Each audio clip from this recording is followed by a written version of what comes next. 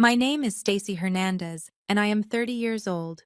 6 years ago, my mother looked me in the eye and asked, "Why celebrate wiping bedpans?" She was talking about my nursing school graduation. She said it casually, as if she were asking about the weather. My father stood next to her, nodding. My brother Cameron was in the other room, packing his clubs for a tournament in California. That tournament was on the same day as my graduation. They chose the tournament. I didn't scream. I didn't slam doors. I quietly left their house and made a decision. I would never ask them for anything again. They didn't know that I had just been offered a research position. They didn't know that the bedpan work they mocked would soon save nearly 200 lives.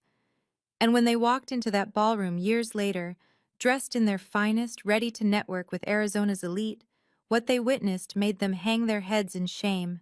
This is the story of how I disappeared from their world and built my own. Let me take you back 3 months before that conversation. To understand what happened, you need to understand my family. We lived in North Scottsdale, Arizona. Our house was 4,200 square feet, nestled in a gated community where the monthly HOA fees alone could cover most people's rent. My parents, Victoria and Lawrence Hernandez, had been members of Oak Hills Country Club for 18 years. The membership cost $85,000 annually. That's not a typo. 85,000. For the privilege of playing golf with the right people. My mother, Victoria, was 52 at the time. She had been president of the Oak Hills Women's Committee from 2015 to 2017. She wore Chanel to charity galas and could name-drop judges, CEOs, and state politicians over brunch without breaking stride. My father, Lawrence, was 55. He was a senior partner at a commercial law firm downtown. He played golf every Saturday with clients whose last names appeared on buildings. And then there was Cameron, my older brother, 28 years old in 2019. He worked at our father's law firm, not because he earned it, but because his last name was already on the letterhead. Cameron had been playing golf since he was 12. His handicap was an 8, which apparently meant something impressive to people who cared about that sort of thing. To my parents, Cameron's golf game wasn't just a hobby. It was a networking tool, a status symbol, proof that the Hernandez family belonged. I was 24. I was finishing my Bachelor of Science in Nursing at Arizona State University. I had a 3.92 GPA.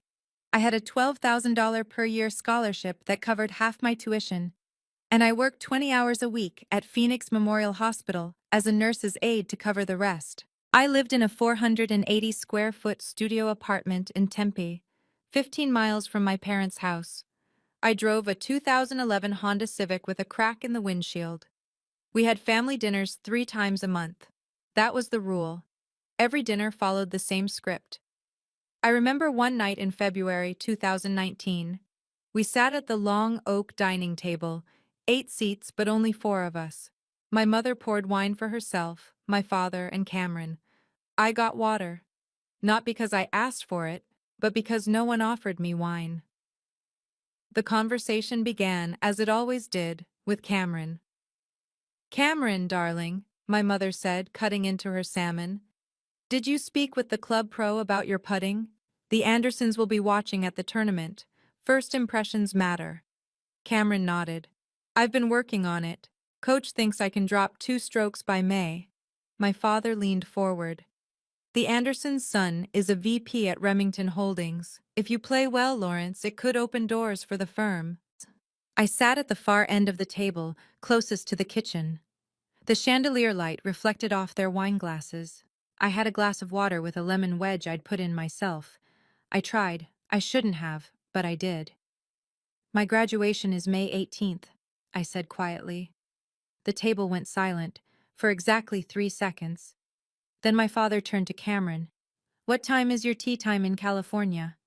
Cameron didn't even look at me. 9:30 a.m., first round. And just like that, the conversation moved on. That was life in the Hernandez house. I was furniture. But I wasn't the only one who noticed. 2 weeks later, I was scrolling through my mother's iPad. She'd left it open on the kitchen counter when I stopped by to pick up some old textbooks I'd stored in the garage. An email was open. I shouldn't have read it. But I did. The email was from my mother to her friend Vera, another Oak Hills member. Vera, yes, Stacy is finishing up her program. She's still figuring out her path. Cameron, however, is doing wonderfully. State championship next month. We're so proud. I read it twice. Then I took a screenshot. I created a folder on my phone and labeled it Receipts. That email was the first file. I didn't confront my mother. I didn't print it out and leave it on her pillow. I just saved it and left. Because here's what I was learning. My family didn't see me. And if I wanted to survive, I needed to stop expecting them to. Cameron's world was different. His bedroom, well, his suite, took up the entire west wing of the house. Trophies lined the shelves, framed photos of him shaking hands with Arizona state senators, country club presidents, firm partners. His closet had more square footage than my entire apartment. My childhood bedroom? My mother had converted it into a guest room the month I moved into the dorms for my freshman year. When I came home for Thanksgiving in 2018, I walked in and saw a queen-sized bed with decorative pillows and a framed print that said Home Sweet Home. My high school graduation photo, the one that used to hang above my desk, was gone. I stood in the doorway for a long time. Then I took a photo with my phone. I sent it to my Aunt Ruth with the caption, "I guess I don't live here anymore." Ruth called me 10 minutes later. "Stacy, sweetheart, are you okay?" I wasn't, but I said, "I'm fine." "You don't sound fine." "Aunt Ruth, can I ask you something?" "Anything." "When did you realize you didn't need their approval?" There was a pause. Ruth was my father's older sister. She was 68 years old in 2019. She had worked as a head nurse at Phoenix General for 43 years before retiring. My parents barely spoke to her. She'd never married, never had children, and had spent her life in scrubs instead of cocktail dresses. In my mother's world, Ruth was a cautionary tale. In mine, she was the only person who saw me. "Stacy," Ruth said quietly. I realized it the day I stopped asking them to see me, the day I started seeing myself. I didn't know it then, but that phone call would save my life. While my family obsessed over Cameron's golf swing, I was living a completely different existence. I worked 3 12-hour night shifts per week in the ICU at Phoenix Memorial Hospital. 48 patients per month, 12 beds per unit. 6 of those beds usually had patients on ventilators. I charted vitals, monitored sepsis protocols, caught medication errors before they killed people. No one at home ever asked me about my shifts. Not once. But someone else noticed. Dr. Janet Morrison was the ICU director. She was 62, sharp as a scalpel, and she didn't tolerate mediocrity. One night in March 2019, I was standing at the nurses' station at 2 in the morning. I'd been tracking a patient in bed 12, a 68-year-old man in septic shock. His vitals were borderline, but something felt off. I couldn't explain it. I just knew. I adjusted his IV drip without waiting for the doctor's order. 30 minutes later, his blood pressure stabilized. 2 hours later, Dr. Morrison walked past and stopped. "You changed his protocol," she said. It wasn't a question. "Yes, ma'am." "Why?" "Because he needed it." She looked at me for a long moment.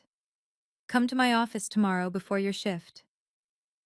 The next evening, I sat across from Dr. Morrison in her small, windowless office. She slid a piece of paper across the desk. "I'm nominating you for the Dean's Clinical Excellence Award," she said. "Don't tell anyone yet. But Stacy, you have something most nurses take 10 years to develop. You see patterns before they become emergencies. Don't waste that." I stared at the paper. It was a nomination form. My name was already typed at the top. "Thank you," I whispered. "Don't thank me. Just keep doing what you're doing." I walked out of that office feeling something I hadn't felt in years. I felt seen. And then, 2 weeks later, The email arrived. It was April 30th, 2019. I was getting ready for my shift when my phone buzzed. An email from my mother. Subject line: about May 18th. I sat down on my bed. My hands were shaking before I even opened it. The email read, Stacy, your father and I have discussed the logistics for mid-May. Cameron's Arizona State Amateur Championship is in Pebble Beach that weekend. It's a significant event. Several club members will be there, including Judge Patterson and the CEO of Remington Holdings. Your graduation ceremony is, of course, important to you, but realistically, it's just walking across a stage. Cameron's tournament is a real opportunity for family visibility. I hope you understand. We'll celebrate you another time. Love, Mom. I read it 3 times. I didn't cry. Not then. I forwarded the email to my receipts folder. Then I texted my Aunt Ruth. Can you come to my graduation? You'll be the only one there. She replied in 30 seconds. I'll be in the front row. I put my phone down. I stared at the wall. And I made a decision. I would never need them again. The next 2 weeks were strange. I kept waiting for my mother to call, to say she'd reconsidered, to say that maybe my father could go to Cameron's tournament and she could come to my graduation. Something. She never called. 1 week before graduation, I almost broke. I was sitting in my car outside the hospital after a night shift. It was 11 p.m. The parking lot was nearly empty. I pulled out my phone and started typing a text to my mother. Mom, my graduation really means a lot to me. Is there any way? I stopped. I stared at the words, then I deleted them. If I had to beg for them to show up, then their presence meant nothing. I put my phone away and drove home. The next day, a message popped up in the family group chat. The chat was called Hernandez Fam. I hadn't muted it yet. I don't know why. Cameron sent a photo of his golf clubs lined up in the garage. The caption read, Ready to crush Pebble Beach. My mother replied immediately, So proud of you, darling. My father sent a screenshot of 3 business-class plane tickets. Booked and ready. Let's do this. Cameron replied, You guys are the best. Love you. I scrolled through the messages. No one had mentioned my graduation, not once. I opened the text box. I started typing. My graduation is tomorrow at 10 a.m. I stared at the message for a full minute. Then I deleted it. I muted the group chat. I put my phone down. The morning of May 18th, I woke up at 6 a.m. I made coffee. I put on my cap and gown alone in my studio apartment. The fabric felt heavy. The tassel kept falling in my face. I stood in front of the bathroom mirror and adjusted it 3 times. My phone rang. It was my Aunt Ruth. Good morning, sweetheart. I'm leaving now. I'll be there early. Thank you, Ruth. Stacy, listen to me. You did this, not them. Today is yours. Hold your head high. I will. I'm proud of you. I hung up. I looked at myself in the mirror one more time. Then my phone buzzed again. Voicemail, from my mother. I didn't listen to it. Not then. I just stared at the notification. Then I grabbed my keys and left. The ceremony was at Sun Devil Stadium. It was 10 in the morning, and it was already 95 degrees. 320 nursing students were graduating that day. Thousands of family members filled the stands. I walked into the stadium and found my seat in the graduates section. I looked up into the family seating area. I'd reserved 4 seats. Each one had a small card with a name printed on it. Victoria Hernandez, Lawrence Hernandez, Cameron Hernandez, and one more, Ruth Callahan. Only one of those seats would be filled. Aunt Ruth was already there, sitting in the front row of the family section. She was 74 years old, wearing a floral dress and a wide-brimmed hat to block the sun. When she saw me, she waved. I waved back. The 3 empty seats next to her stayed empty. The ceremony began. The dean gave a speech about service and compassion. I barely heard it. I kept glancing up at those empty chairs. When my name was called, Stacy Hernandez, Bachelor of Science in Nursing, summa cum laude. I stood up and walked across the stage. Aunt Ruth stood up in the stands.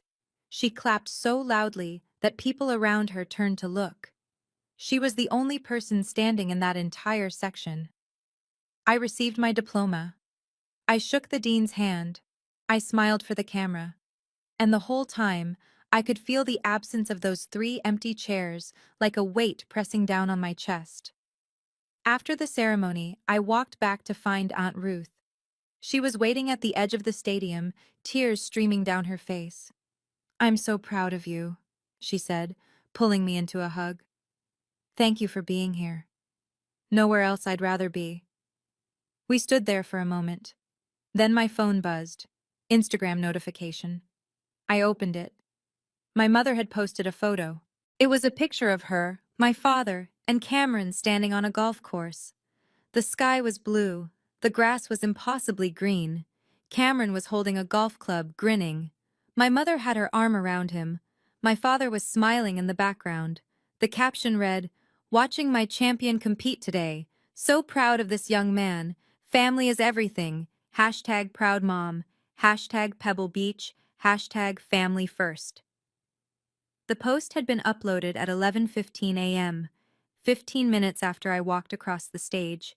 I stared at the photo, at the caption, at the hashtag, hashtag family first. I took a screenshot. I added it to my receipts folder. The folder now had 12 files. I didn't cry. Aunt Ruth looked at my face.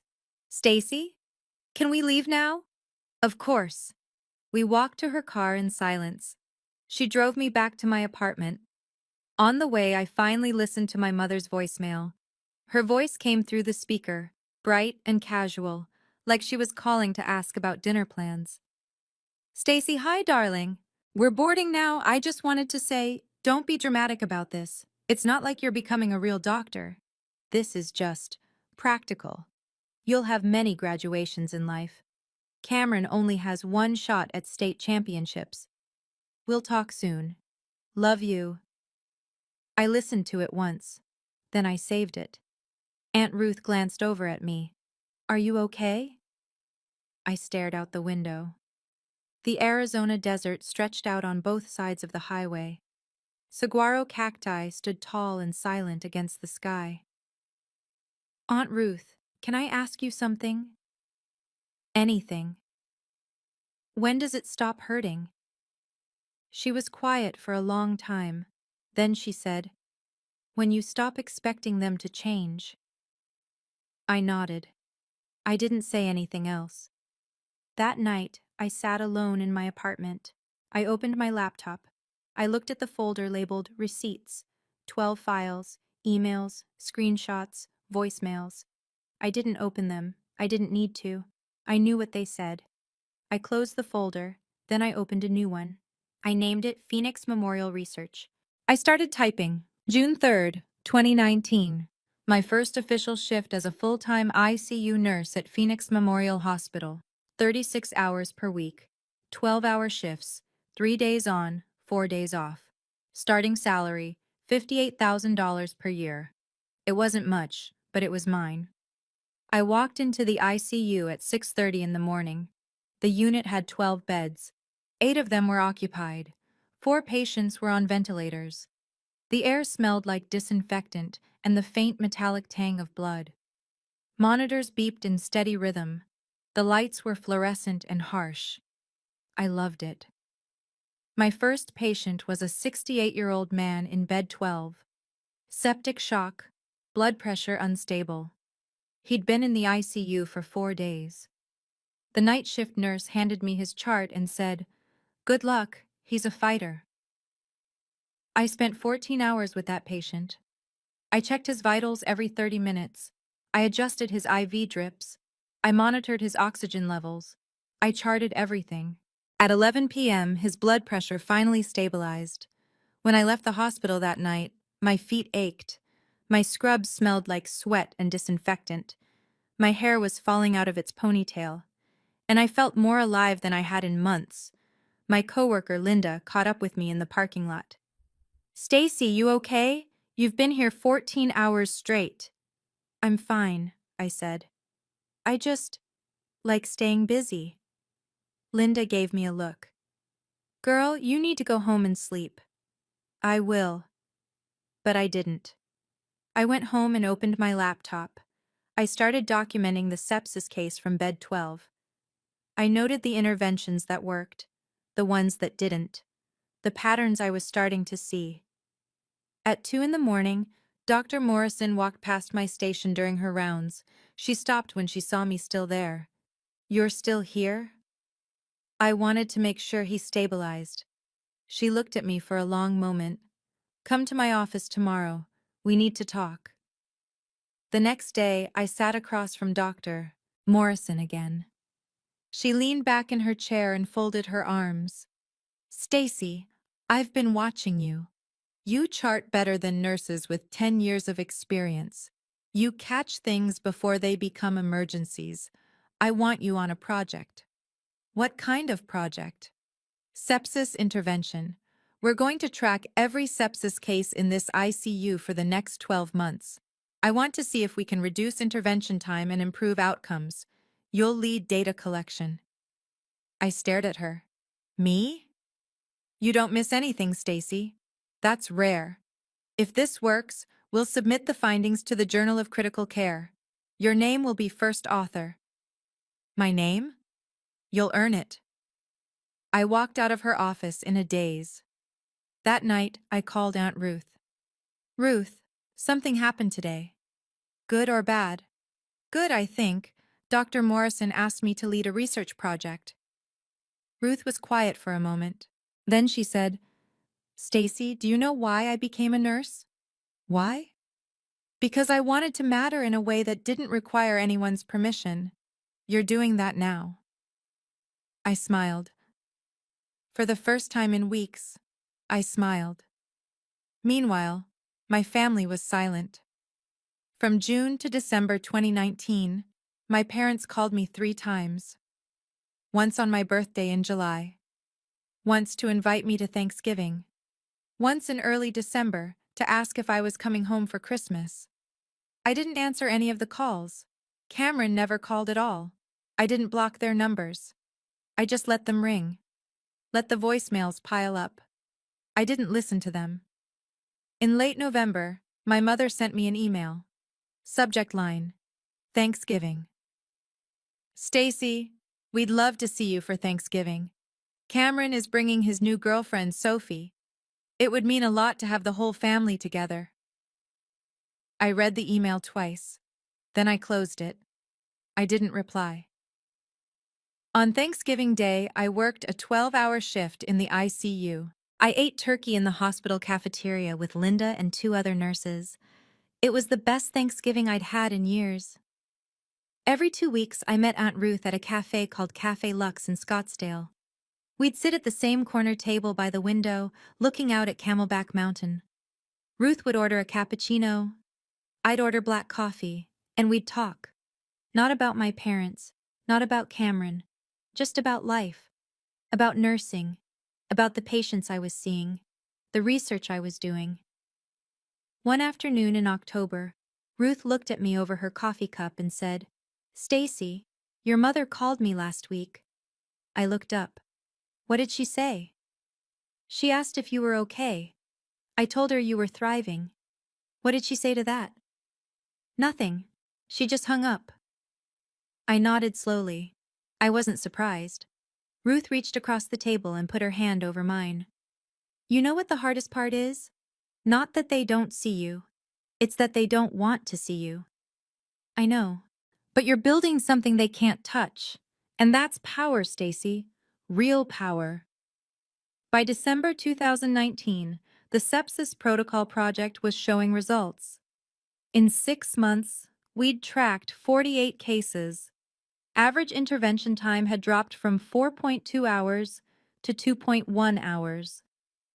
Dr. Morrison presented the preliminary data at a hospital-wide meeting in front of 40 physicians and nurses.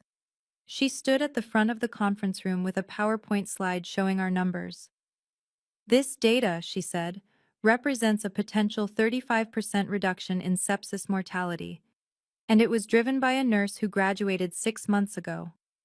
Everyone in the room turned to look at me. I was sitting in the back row, wearing scrubs, my hair in a messy bun. A few doctors nodded. One of them, a cardiologist named Dr. Ellis, walked up to me after the meeting. "Stacy Hernandez?" "Yes, sir. I'll be watching your career." I drove home that night and called Aunt Ruth. "Ruth, I think I just found my family." "What do you mean?" "The people at the hospital. They see me, they see what I'm doing." Ruth's voice was soft. "Then that's your family, sweetheart. Blood doesn't make family.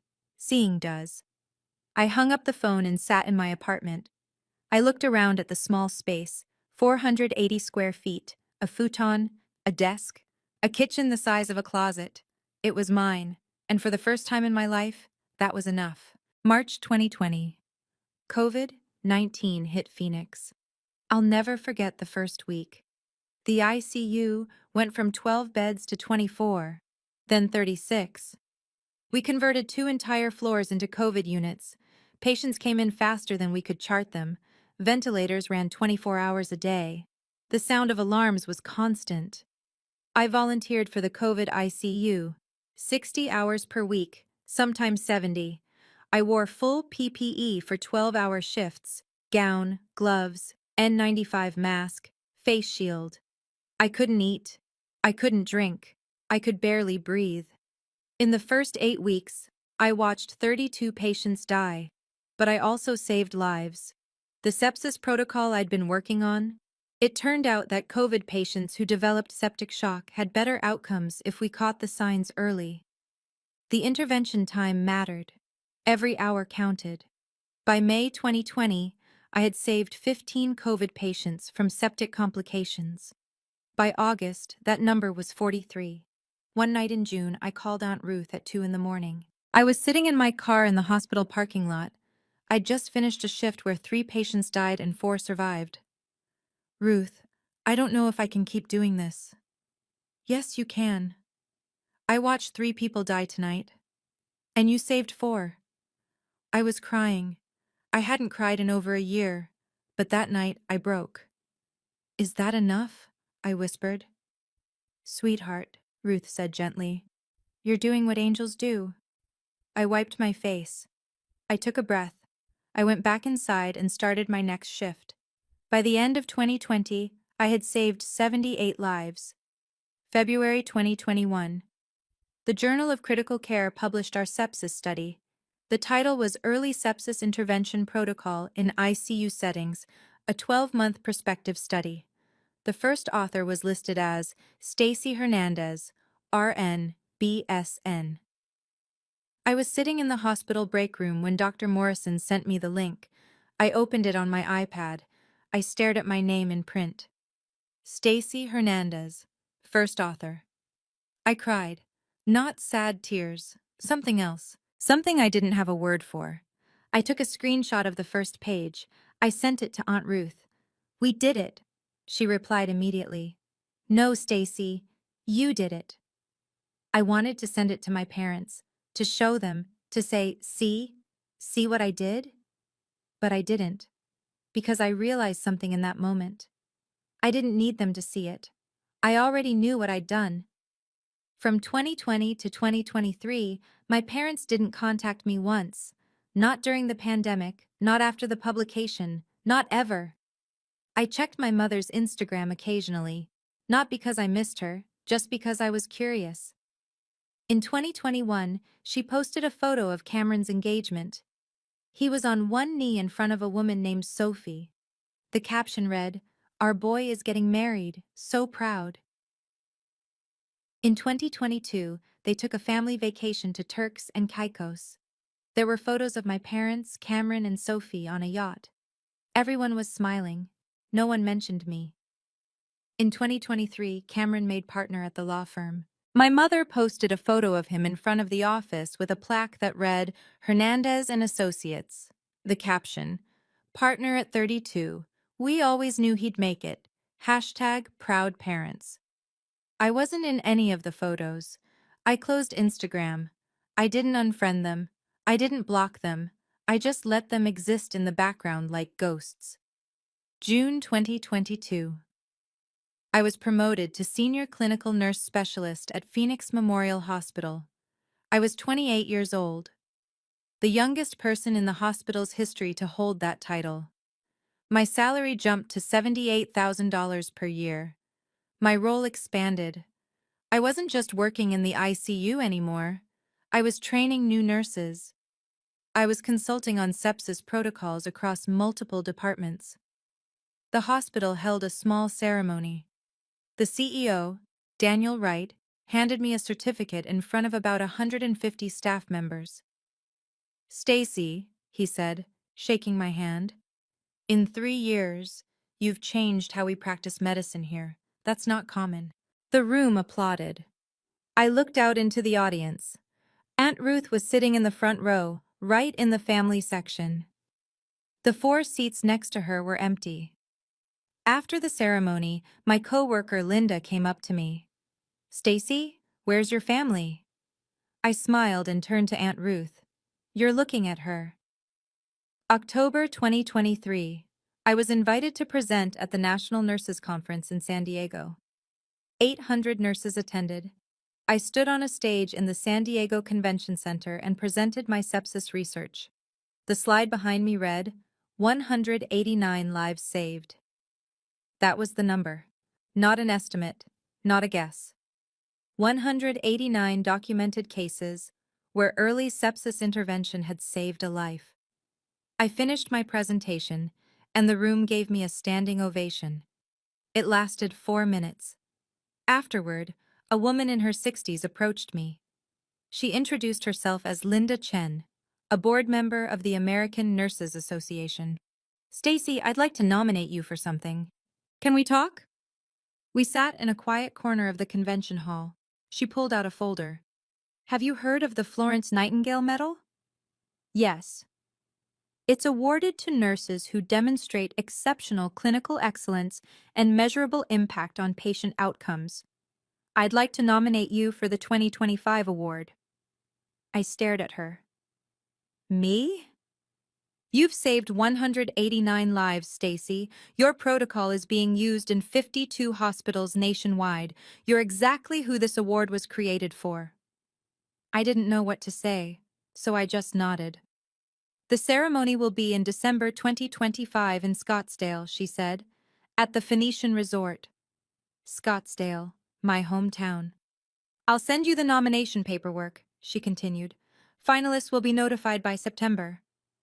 I walked out of that convention center in a daze. I sat in my rental car in the parking lot and stared at the ocean in the distance. Then I called Aunt Ruth. "Ruth, something just happened." "What?" "I was nominated for the Florence Nightingale Medal." There was silence. Then I heard Ruth crying. "Oh my God, Stacy, do you know what this means? I think my life is about to change." November 15th, 2023. I received an email from the American Nurses Association. Subject: Florence Nightingale Medal Nomination. Dear Ms. Hernandez, you have been nominated for the 2025 Florence Nightingale Medal, awarded to nurses who demonstrate exceptional clinical excellence and measurable impact on patient outcomes. The award ceremony will be held December 14th, 2025, at the Phoenician Resort, Scottsdale, Arizona. Finalists will be notified by September 2025. Sincerely, American Nurses Credentialing Center. I read the email 5 times. I was sitting in my car outside Phoenix Memorial Hospital. It was 11 p.m. My hands were shaking. I took a screenshot. I sent it to Aunt Ruth. She called me immediately. "Stacy, this is it." "I know." "Do you think your parents will find out?" "I don't know." "And Ruth?" "Yes?" "I don't care." September 22nd, 2025. I was working a shift in the ICU when my phone rang. Unknown number. I stepped into the break room and answered. "Is this Stacy Hernandez?" "Yes." "This is Linda Chen from the American Nurses Association. Stacy, congratulations. You've been selected as the 2025 Florence Nightingale Medal recipient." I sat down. The room spun. "I won?" "You didn't just win, Stacy. You're the youngest recipient in 30 years. The ceremony will be held December 14th at the Phoenician Resort in Scottsdale. You'll be honored in front of 600 guests. 600? This is the biggest nursing gala in the country. Hospital executives, philanthropists, healthcare leaders. It's a big deal. I hung up the phone and just sat there. Then I called Aunt Ruth. Ruth, I won. She started crying immediately. Stacy, oh, sweetheart. The ceremony is December 14th, at the Phoenician. That's in Scottsdale. I know. There was a pause. Then Ruth said, What about your parents? What about them? They live in Scottsdale. I know, but this isn't about them, Ruth. This is about me. And I want you there. You're my +1. I wouldn't miss it for the world. 2 weeks later, in early October, I received an email from the ANA with details about the gala. At the bottom of the email was a list of sponsors. I scrolled through it casually, and then I stopped. Platinum sponsor, $50,000. Hernandez and Associates, legal counsel. Cameron Hernandez, partner. I stared at the screen. Cameron's law firm was sponsoring the gala, which meant my parents would be invited as VIP guests. I took a screenshot. I sent it to Aunt Ruth. Cameron's firm is sponsoring the event. They'll be there. She called me immediately. Do they know you're the honoree? No, the honoree isn't announced publicly until the event. So they'll just think it's a networking event. Exactly. Ruth was quiet. Then she said, Poetic justice. Maybe. Are you going to tell them? I thought about it. For a long time. No, I finally said. I'm not. November 2025. Somewhere in North Scottsdale, my mother received a formal invitation to the gala. I didn't know this at the time, but I found out later. The invitation was engraved on heavy cardstock. It read, You are cordially invited to the 2025 Florence Nightingale Medal Gala. December 14th, 2025. The Phoenician Resort, Scottsdale, Arizona. Black tie event. Honoring excellence in nursing. My mother showed it to my father over breakfast. This looks like a good event, she said. Healthcare executives will be there. Good for Cameron's firm. My father nodded. We should bring Cameron and Sophie. Good visibility.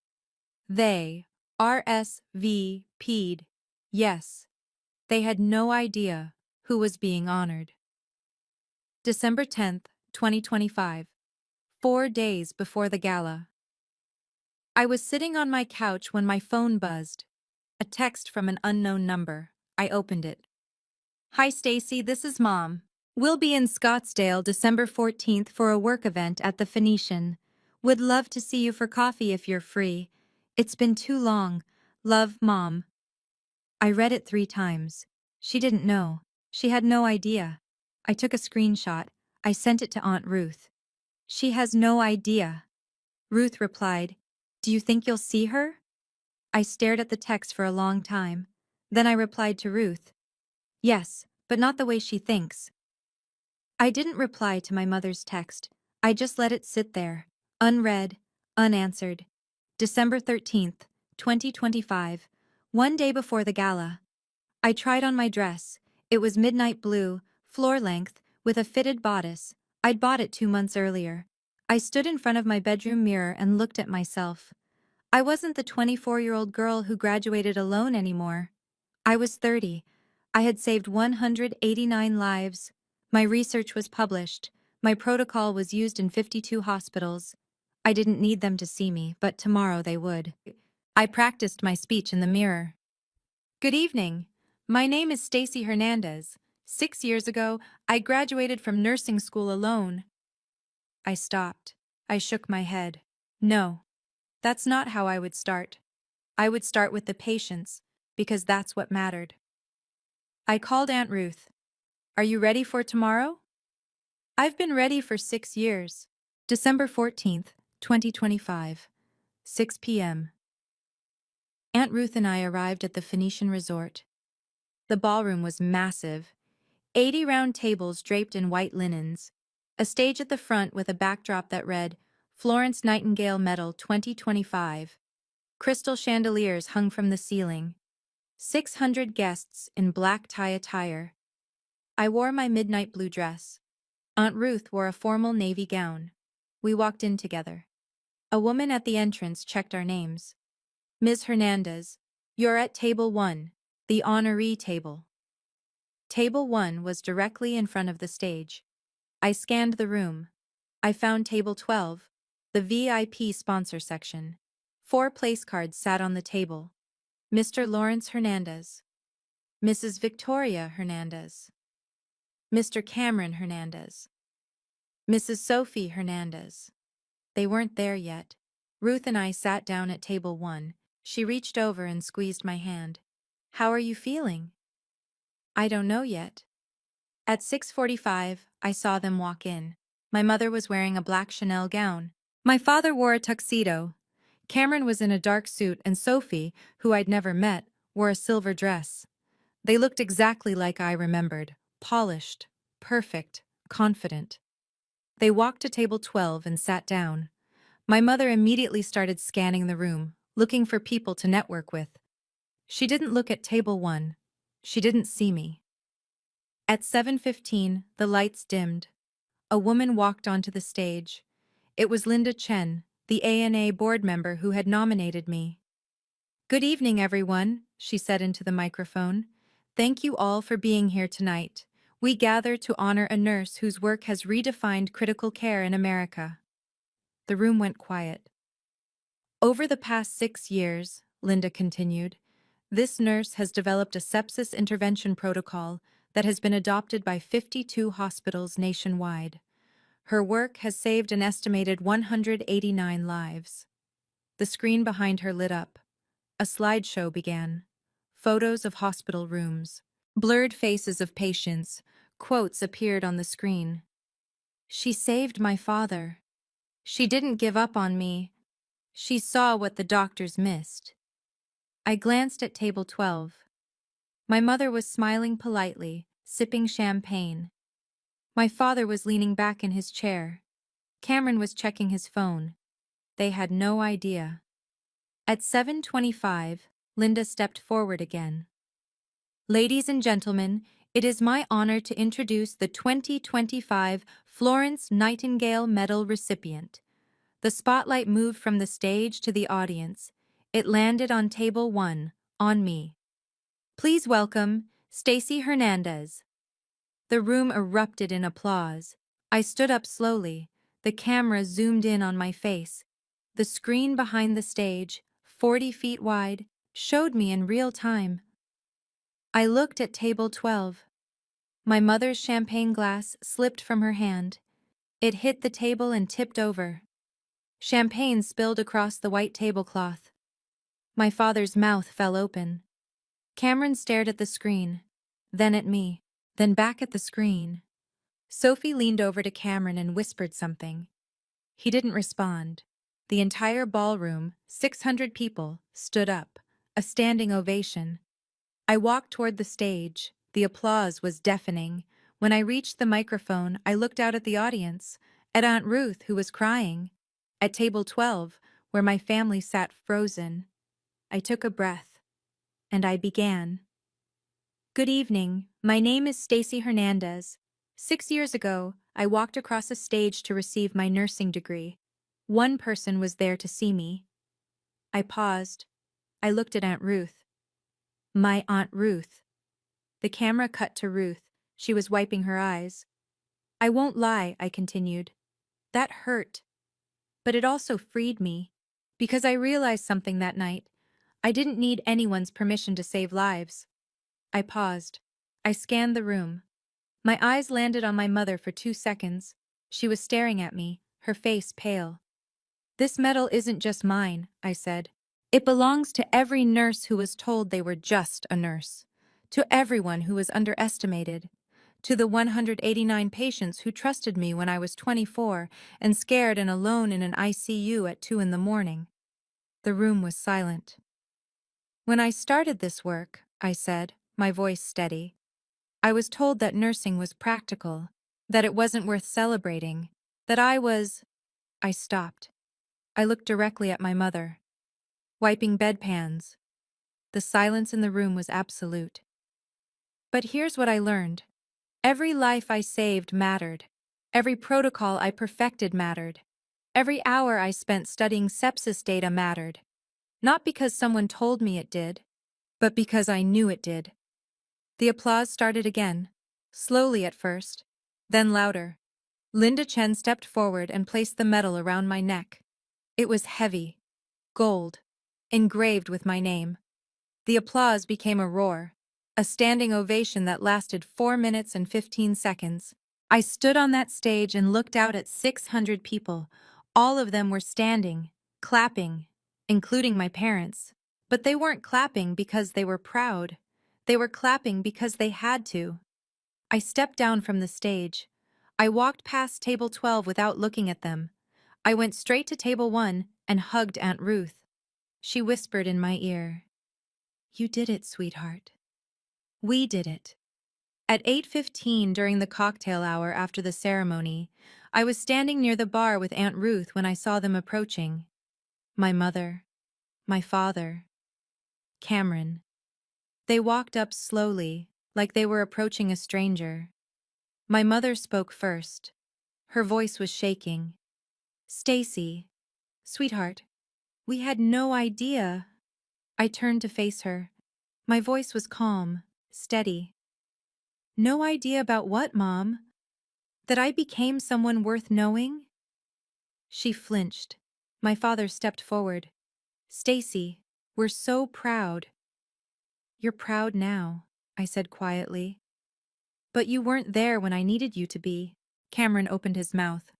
"Stace, I'm sorry. I didn't know you were doing all this." I looked at him, really looked at him. "You didn't know because you never asked." There was a long silence.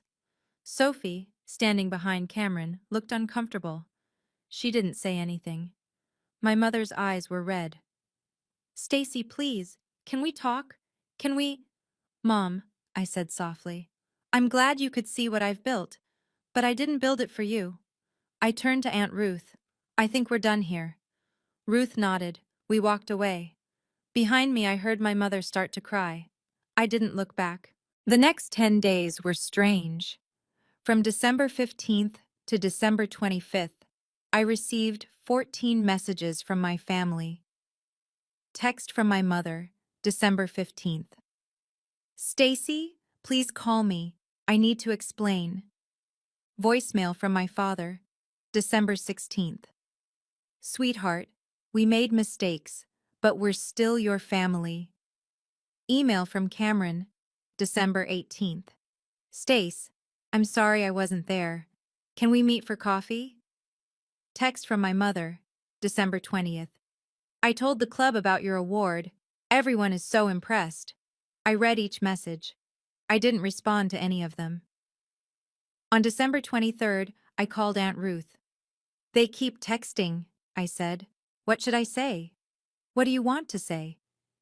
I thought about it for a long time. "I want to tell them the truth." "Then tell them." On December 26th, I sat down at my laptop and wrote one email. I addressed it to all three of them. Subject: boundaries. "Mom, Dad, Cameron, I received your messages. I appreciate the apologies. But I need you to understand. I don't need your pride now. I needed your presence then. I've built a life I'm proud of, not despite you, but without you. That's not anger, that's just truth. I'm open to occasional contact, but I won't pretend the past didn't happen. If you want to be part of my life going forward, it will be on my terms. And it will take time. Respectfully, Stacy." I hit send. 10 minutes later, my mother replied, "I understand. I'll wait." I read her response. I didn't reply. I closed my laptop. For the first time in 6 years, I felt free. On January 5th, 2026, I opened my laptop and navigated to the folder labeled Receipts. 18 files, emails, screenshots, voicemails. Instagram posts. I looked at them for a long time. Then I selected all of them. I clicked delete. A confirmation box appeared. Are you sure you want to delete receipts? I paused for 10 seconds. Then I clicked yes. The folder disappeared. I called Aunt Ruth. You deleted it? She asked. I don't need evidence anymore, I said. I have my life. In early January 2026, I received a job offer. National Nursing Consultant for the American Nurses Association. Salary, $95,000 per year. The job involved traveling to hospitals across the country to train nurses on sepsis protocols. I would be helping save lives on a national scale. I accepted the offer immediately. My first assignment was in Seattle. 80 nurses, 3-day training session. I packed my suitcase. I looked around my apartment. I looked at the medal on my shelf. Then I texted Aunt Ruth. I'm going to Seattle next week, first training session. She replied, Look at you, changing the world. In mid-February, Aunt Ruth and I drove to Camelback Mountain. It was a tradition we'd started years ago. We'd hike to the top and sit on the rocks and talk. The sun was setting. The sky was pink and orange. Scottsdale stretched out below us. Stacy, Ruth said, do you think they'll ever really understand what they missed? I thought about it. Does it matter? No, she said. I guess it doesn't. We sat in silence for a while. Then Ruth said, You spent 6 years proving you didn't need them. Now you get to spend the rest of your life knowing it. I looked out at the desert, at the city, at the life I'd built. I used to climb this mountain, I said, and wonder when I'd feel like I belonged. Now I know I belonged all along, just not to them. Ruth put her arm around me. You found your people, Stacy. I did. In early March, I received a text from my mother. Stacy, I saw your name in the Journal of Nursing. I'm reading your work now. I'm trying to understand. I love you.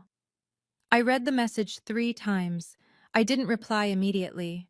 I let it sit there for 3 days. Then, finally, I wrote back. Thank you, Mom.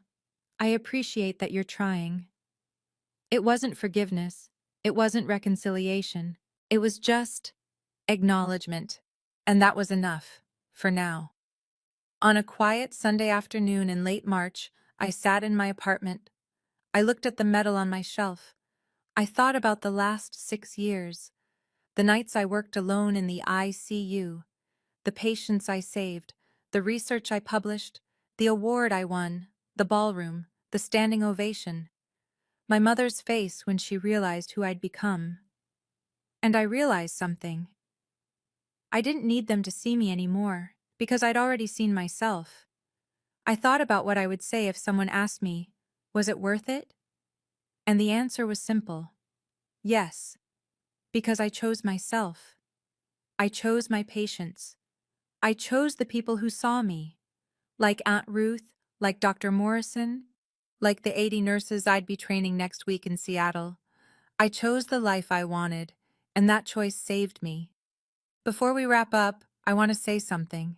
If this story resonated with you, if you've ever felt invisible in your own family, or if you've ever had to build something beautiful out of nothing, leave a comment below. I'd love to hear your story, and if you haven't already, subscribe to this channel. Because I'm not done telling stories like this, stories about people who chose themselves, who built lives worth living, who walked away from people who couldn't see them and found people who could. There's power in that. Real power. They say you can't choose your family. But I did. I chose the patients who trusted me. I chose the colleagues who saw me. I chose the aunt who never left. That's my family. And I'm finally home.